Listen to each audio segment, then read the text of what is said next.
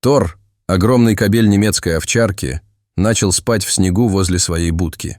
После 3 часов наблюдения его хозяин решил выяснить причину. То, что он обнаружил внутри, было совершенно шокирующим. Андреас был ошеломлен, когда пес зарычал на него. Он вырастил Тора с крохотного щенка, и эти двое всегда были лучшими друзьями. Он снова подошел к будке, и пес отреагировал точно так же. Он встал между ним и Конурой, тихо рыча, как бы предупреждая Андреаса не подходить ближе. Снег хрустел под ногами мужчины, когда он сделал шаг в сторону. В тот же момент Тор перестал рычать.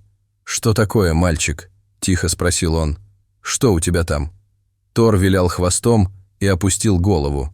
Затем подошел к Андреасу, чтобы тот почесал его. Андреас решил, что конфликт окончен, поэтому сделал шаг в сторону и снова направился к будке. Но Тор снова встал перед ним и принял угрожающую позу. Андреас понял, что лучше оставить пса, так как то, что было в будке, явно важно для Тора. Все началось летом предыдущего года. Андреас, увлекавшийся плотницким делом, построил великолепную конуру для Тора. У нее был навес и достаточно много места внутри, чтобы укрыть собаку от снега, который, как ожидал Андреас, начнет идти в начале декабря. Так оно и произошло. В первых числах декабря температура упала, и выпал первый снег. Тор инстинктивно понял, что сооружение, построенное Андреасом, предназначалось для него, и в считанные минуты превратил его в свою личную крепость. В тот вечер Андреас заглянул в щелку между шторами в своей спальне и увидел, что Тор лежал на крыльце своей будки, положив голову на передние лапы, как будто он был на страже. Уже около часа шел легкий снег, и Андреас решил еще раз проверить собаку. Тор все еще был на крыльце своей конуры. На улице стоял сильный мороз, но он не сдвинулся с места. Это было действительно странно. Следующим утром Андреас снова вышел к будке. Тор вскочил на ноги, когда увидел хозяина, но когда Андреас попытался пройти ко входу в конуру, пес снова встал перед ним, точно так же, как и вчера. Затем немецкая овчарка посмотрела на своего хозяина с мольбой, как будто говоря: «Пожалуйста, не пытайся снова». Как только Андреас сделал движение в сторону входа в будку, раздавалось тихое рычание. Собака пыталась не допустить Андреасу посмотреть внутрь конуры. Мужчина был озадачен. Он понятия не имел, что и думать о странном поведении Тора, но затем он придумал план. Он быстро пошел к двери на кухню. Оказавшись внутри, он взял стейк из холодильника и начал нарезать его на мелкие кусочки. Это было любимое лакомство Тора.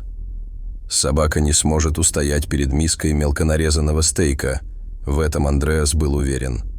Единственная сложность заключалась в том, чтобы убедить Тора прийти на кухню с миской в руке.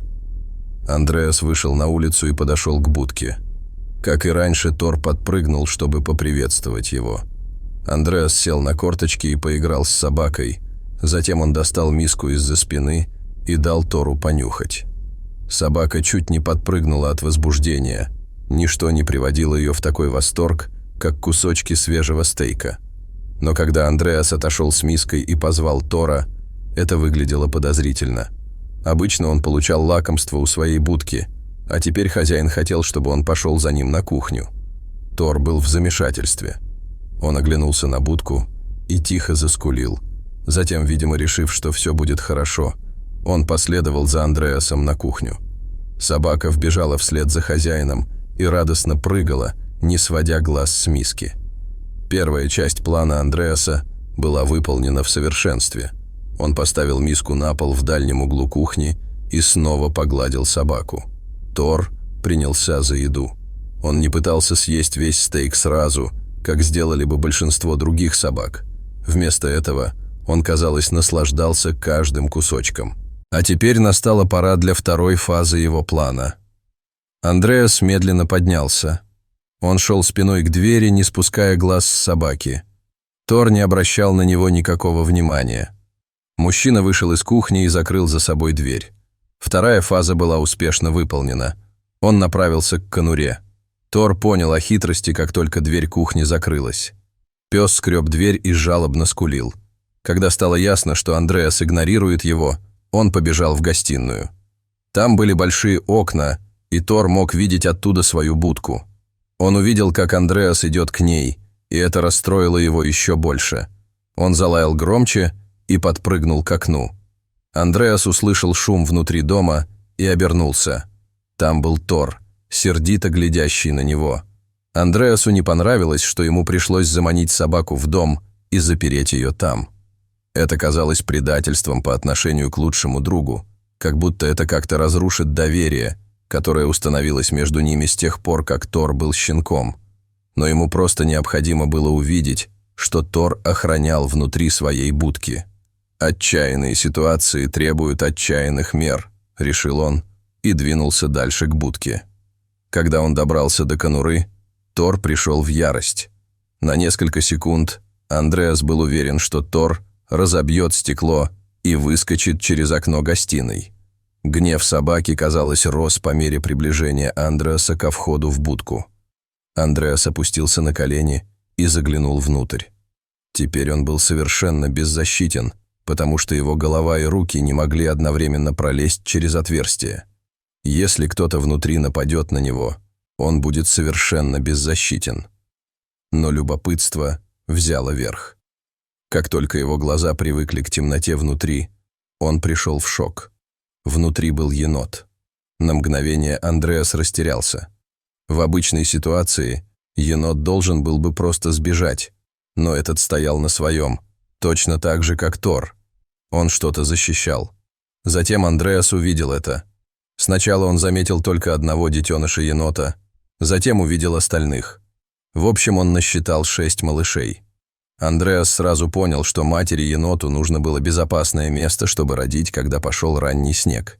И, будучи джентльменом, Тор пожертвовал своим домом ради нее, а затем стал охранять. Андреас не мог не улыбнуться, поняв, что Тор, верный и добрый пес, принес огромную жертву ради матери-енота и ее детенышей. Он поделился своим пространством и стал их защитником, даже против своего хозяина. По мере того, как дни превращались в недели, Андреас решил создать уютное убежище для семьи енотов. Неподалеку. Он сделал удобное гнездо и позаботился о том, чтобы у них было безопасное место для проживания.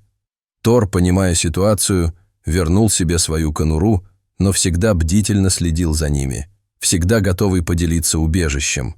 Так здорово видеть историю о доброте между животными. Вы когда-нибудь видели, как животные разных видов заботились друг о друге?